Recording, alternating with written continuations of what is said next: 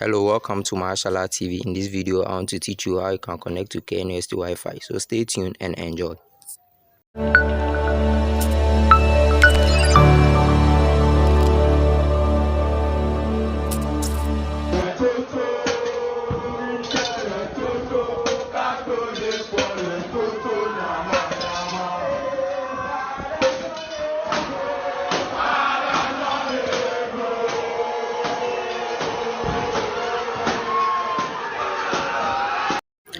Under the CA certificate, choose Do Not Validate.